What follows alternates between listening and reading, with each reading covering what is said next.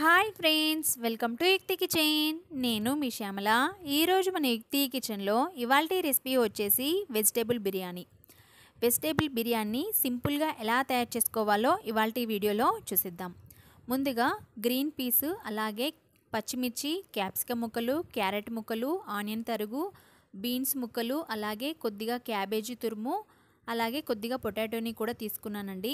ఇప్పుడు stove on చేసుకొని stove మీద ప్యాన్ పెట్టేసుకొని అందులోకి కొద్దిగా ఆయిల్ తీసుకొని ఆయిల్లోకి ఉల్లిపాయ ముక్కలని వేసేసుకోండి. ఈ విధంగా సరిపడా బ్రౌన్ ఆనియన్స్ని అయితే తయారు చేసుకోవాలండి. ఇలా వేగిన తర్వాత బౌల్లోకి తీసుకొని పక్కన పెట్టేసుకోండి. ఇక్కడ చూపిస్తున్నాను చూడండి, హోల్ గరం మసాలా తీసుకున్నాను.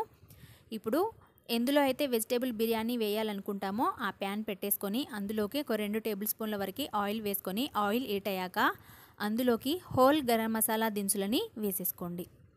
ఈ విధంగా గరం మసాలా దినుసులు ఒక 1 మినిట్ పాటు చక్కగా ఆయిల్లో వేగిన తర్వాత మీడియం సైజున్న ఆనియన్ని ఇలా సన్నగా తరుక్కొని వేసేసుకోండి. ఉల్లిపాయ ముక్కలు యాడ్ చేసిన తర్వాత ఇందులోనే 4-5 కట్ చేసుకున్న గ్రీన్ చిల్లీస్ని కూడా వేసేసుకోండి. గ్రీన్ చిల్లీస్ని కూడా యాడ్ చేసిన తర్వాత ఒకసారి అంతా కూడా కలిపేసుకోండి. ఉల్లిపాయ ముక్కలు మరియు పచ్చిమిర్చి అనేది కొద్దిగా వేగిన తర్వాత మనం తీసుకున్న వెజిటేబుల్స్ అన్నింటినీ కూడా ప్యాన్లోకి వేసేసుకోవాలి. ఈ విధంగా మొత్తం అన్ని వెజిటేబుల్స్ని యాడ్ చేసుకున్నాం కదా, అంతా కూడా ఒకసారి కలిపేసుకోండి. ఇలా చక్కగా కలుపుకున్న తర్వాత ఇప్పుడు ఇందులోకి కొద్దిగా సాల్ట్ని యాడ్ చేసేస్తున్నానండి. అలాగే కొద్దిగా పసుపుని కూడా వేసేస్తున్నాను. అంతా కూడా ఒకసారి కలిపేసుకొని దీనిపైన మూత పెట్టుకొని వీటిని చక్కగా ఉడికించుకుందాం. ఒక 2 నిమిషాల తర్వాత మూత తీసి చూపిస్తున్నాను చూడండి. ఒకసారి అంతా కూడా ఈ విధంగా కలిపేసుకోండి. ఇలా కలిపేసుకొని మరొక 2 నిమిషాల పాటు మూత పెట్టి ఉడికించుకుందాం. మనం వేసిన వెజిటేబుల్స్ అన్నీ కూడా సాఫ్ట్గా అయ్యేంత వరకు ఈ విధంగా ఉడికించుకున్న తర్వాత మీ స్పైసీనెస్కి తగ్గట్టుగా రెడ్ చిల్లీ పౌడర్ని వేసేసుకోండి. నేనైతే ఒక 2 టేబుల్ స్పూన్ల వరకు వేసేస్తున్నాను. ఇందులోనే ఒక 1 టేబుల్ స్పూన్ వరకు ధనియా పౌడరు, ఒక 1/2 టేబుల్ స్పూన్ వరకు గరం మసాలా పొడి, అలాగే ఒక 1/2 టేబుల్ స్పూన్ వరకు జీలకర్ర పొడి కూడా వేసేసుకొని అంతా కూడా కలిపేసుకోండి.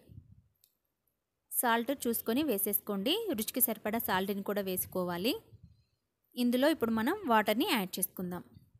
నేను 1.5 గ్లాస్ వరకు అయితే తీసుకున్నానండి. 1.5 గ్లాస్కి 3 గ్లాసుల వాటర్ని అయితే వేసేసుకోవాలి. వాటర్ని యాడ్ చేసిన తర్వాత ఈ విధంగా వాటర్ అనేది చక్కగా రోలింగ్ బాయిల్ అయ్యేంత వరకు వేడి చేసుకున్న తర్వాత ముందుగానే నానబెట్టి ఉంచిన రైస్ని వేసేసుకోండి. నేను గ్లాసున్నర రైస్ని అయితే తీసుకున్నానండి. అంతా కూడా ఇందులో రైస్ వేసేసుకొని మూత పెట్టి ఉడికించుకోవాలి. ఇక చూడండి, మనకి రైస్ అనేది 80% కుక్ అయిపోయింది కదా. ఇప్పుడు ఇందులోకి ఇందాక మనం ఫ్రై చేసి పెట్టుకున్న ఫ్రైడ్ ఆనియన్స్ని వేసేసుకోండి. అలాగే కొద్దిగా కొత్తిమీరని వేసేసుకొని మరొక 5 నిమిషాలు పెట్టేసుకొని స్టవ్ ఆఫ్ చేసేసుకోండి. ఎంతో simple and tasty vegetable biryani అయితే రెడీ అయిపోయిందండి. చూసారు కదా, చాలా చాలా టేస్టీగా ఉంటుంది. చూసారు కదండి, వెజిటేబుల్ బిర్యానీ రెడీ అయిపోయింది.